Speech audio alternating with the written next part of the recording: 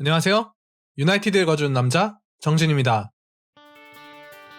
오늘은 챔피언스리그 조별 예선 4라운드 이스탄불 바샥셰히르와의 경기에서 나타난 유나이티드의 승리 원인을 한번 읽어보려고 합니다.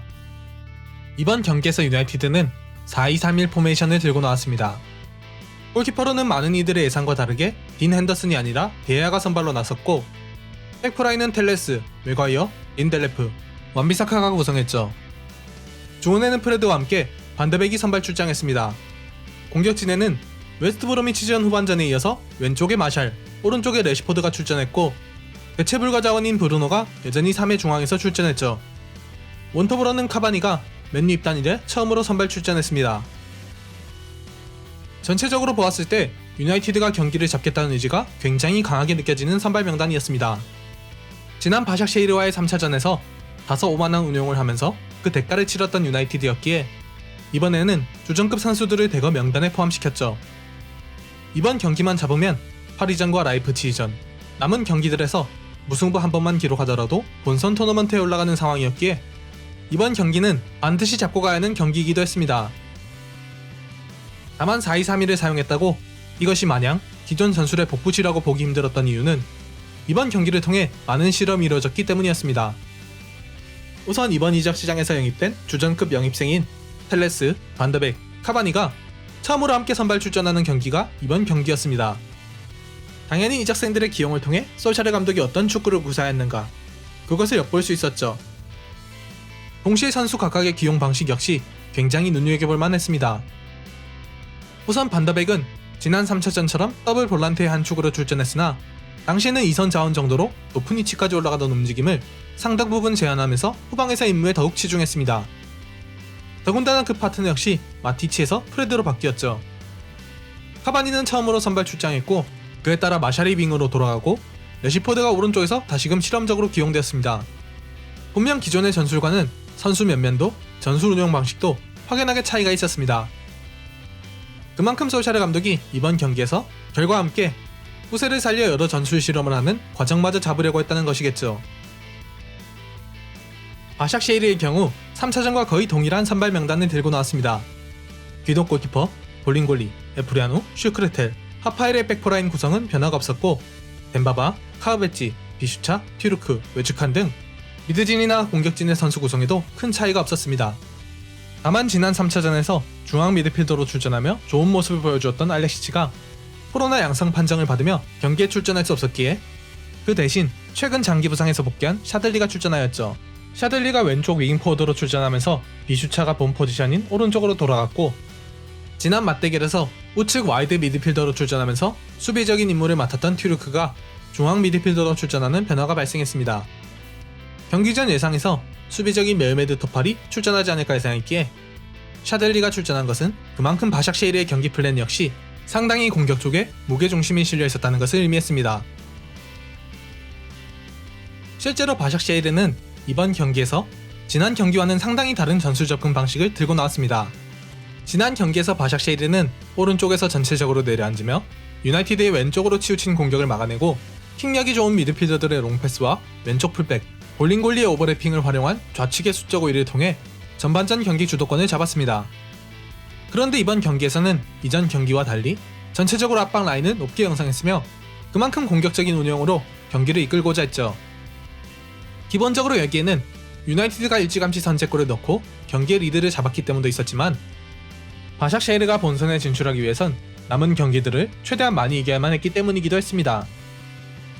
그래서 바샥셰히르는 이번 경기에서 특히 유나이티드의 후방 빌드업 구조에 대한 압박을 가했습니다.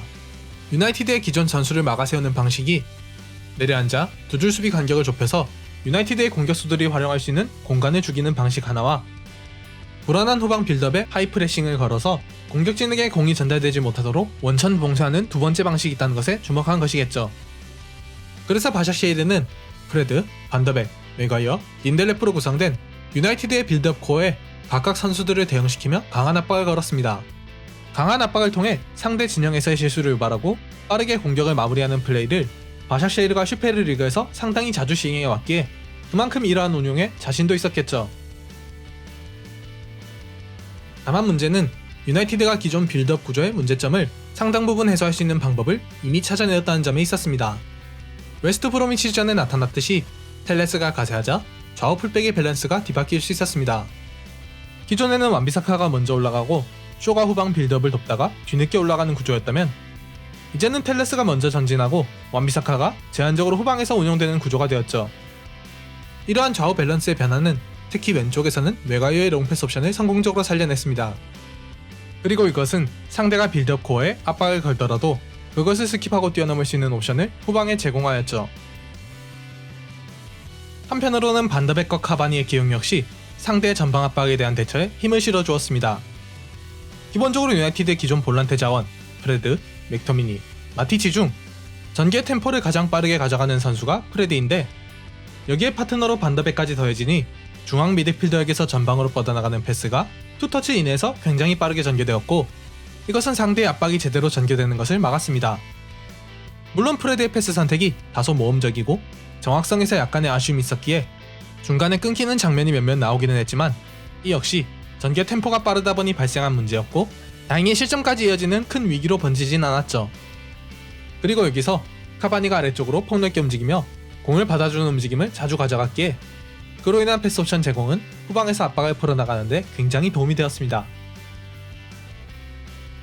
유나이티드의 전술로 돌아와보면 이번 경기의 공식적인 맨 오브 더 매치는 완벽한 활약을 보여주며 독박축구라는 표현이 나올 정도로 독보적인 존재감을 보여준 브루노이겠지만 전술적으로는 카바니에게 그 공이 상당 부분 돌아가야 하지 않을까 생각합니다. 카바니가 보여준 움직임과 영리한 플레이 전개가 측면의 파괴력에 힘을 실었고 브루노에게도 많은 기회를 만들어주는데 도움이 되었기에 경기를 일찌감치 리드하면서 편안하게 경기를 운영할 수 있었습니다. 그리고 이 과정에서 보여준 카바니의 움직임은 왜 유나이티드의 9번 공격수가 필요한지, 마샬은 왜 윙포드가 어울리는지 그것을 잘 보여주는 대목이었죠. 카바니는 이번 경기에서 아래쪽으로 굉장히 자주 빠져나오곤 했습니다. 실질적으로는 브루노와 더블 제로톱 체제라고 보아도 무방할 정도로 아래쪽으로 움직이며 중원에서 볼이 전개되는 것을 도와주는 모습을 자주 보여줬죠. 그런데 카바니의 이런 움직임은 마샬이 박스를 비우고 나오는 것과 큰 차이가 있었습니다. 확실히 전성기 카바니에 비해서는 온더블 역량에서 조금 내려왔다는 느낌이 있긴 했지만 카바니는 여전한 활동량과 지능으로 지속적으로 좋은 포지션을 점하며 원터치로 반더백, 브루노, 프레드와 공을 자주 주고받으며 플레이를 이어나갔죠. 이것은 미드필더가 하나 더 늘어난 것과 마찬가지 효과를 내서 바샥쉐이드 입장에선 카바니 이동을 내버려두면 미드진에서 수적 열세가 벌어질 수 있었습니다. 그래서 수비 라인을 올려서 라인 사이 간격을 좁히면서 수적 열세를 해소하려고 했죠. 서서 공을 받으려는 마샬과 달리 카바니는 원터치 패스를 주고받는 방식을 통해 계속해서 경기에 관여하며 상대 라인을 유인할 수 있었고 이것이 경기력에 큰 차이가 되었습니다. 카바니의 움직임에 의해 상대 수비 라인이 따라 나오게 되자 이제 수비 라인 뒤에 공간이 형성되었고 마샬과 레시포드는 안으로 좁혀 이 공간을 활용할 수 있었습니다. 카바니가 실질적으로 브루노와 동일선상에서 움직였기에 유나이티드의 대형은 4-2-4에 가까운 형태가 되었죠.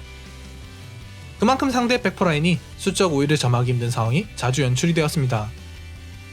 여기에 대해서 공격진이 전반적으로 굉장히 자유롭게 스위칭을 하다 보니 상대의 수비 입장에서는 마크맨의 혼동이 생기는 상황이 자주 만들어졌습니다. 우측면에서 뛴 경험이 많지 않았던 레시포드는 중앙과 좌측면을 가리지 않고 자유롭게 움직이며 카바니가 비워둔 원톱 위치에 포진하는 경우가 잦았고 카바니가 중앙 공간을 메꿔주는 만큼 브루노도 자연스럽게 측면이나 후방으로 이동해 플레이에 관여할 수 있었습니다. 역습 상황의 경우 카바니가 주로 포진하는 위치는 상대 측면 공간이었습니다. 카바니가 넓게 내려간 위치에서 포진한 제로톱의 시스템을 취했기에 상대의 센터백 입장에서는 당장 중앙에서 막아야 할 선수가 사라진 상황이 연출되었고 그만큼 센터백 2명이 전술적으로 낭비되는 현상이 발생했죠. 자연스럽게 중원에서의 수적 우위를 바탕으로 주도권 싸움을 이겨내고 전방으로 공이 전개되면 마샬, 브루노, 레시포드, 카바니가 비슷한 높이에서 일제히 달려드는 모습이 자주 나타났습니다. 그리고 이 경우에 중앙으로 파고 들어와 있는 선수는 주로 측면 공격수인 마샬이나 레시포드였죠. 측면으로 빠져나가는 것이 익숙한 카바니의 플레이 스타일 덕분에 유나이티드는 역습 상황에서 가장 강력한 무기인 마샬과 레시포드의 돌파력과 결정력을 제대로 활용할 수 있었습니다. 물론 카바니가 단순히 박스를 비우기만 한 것은 아니었습니다. 공격 전개가 마무리된 상황에서 카바니는 박스 안으로 들어가 지속적으로 위치를 조정해가면서 원톱의 임무도 성실히 수행했고, 브루노의 두 번째 골은 이러한 카바니의 움직임이 만들어준 기회에서 비롯된 것이었죠. 노련하게 상대 수비를 휘두르고 측면으로의 공 전개를 돕고, 볼을 받은 자리에서 무리하게 돌아서지 않고 즉각적으로 원터치로 내주면서 카바니는 훌륭한 조력자로 자신의 역할을 다 해냈습니다. 그리고 이러한 카바니의 영리한 전술적 움직임이 유나이티드에게 그간 부족했던 공격 전술을 다시 불러왔죠. 제임스의 마지막 골은 굳이 자세를 바꾸거나 돌아서는 동작 없이 전진과 후퇴를 반복하며 공격을 전개하는 크리프즘의 이상적 공격 방식의 완벽한 예시였습니다. 레시포드의 오프사이드 골 역시 비슷한 전개로부터 연출이 되었죠. 카바니는 분명 이제 세계 최고 레벨의 9번이라기에는 다소 기량이 내려왔다고 평가할 수 있을 만한 선수입니다. 그러나 노련한 베테랑 카바니가 보여준 품격은 단순히 선수의 개인 능력만으로 평가할 수 있는 것이 아니었습니다.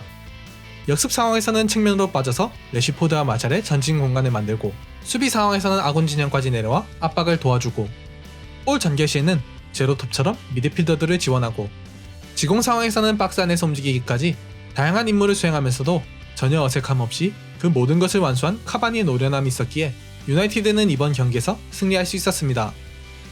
실로 중앙에서의 작은 움직임이 측면에서 태풍을 불러왔다고 표현할 수 있는 관이 효과였죠. 오늘의 영상은 여기까지입니다. 오늘의 영상이 유익하셨다면 좋아요와 구독, 알림 설정까지 부탁드립니다. 다음번엔 더 알차고 재미있는 유나이티드 이야기로 찾아오겠습니다. 시청해주셔서 감사드리며 다음 영상에서 뵙겠습니다. 지금까지 유나이티드 읽어주는 남자 정진이었습니다.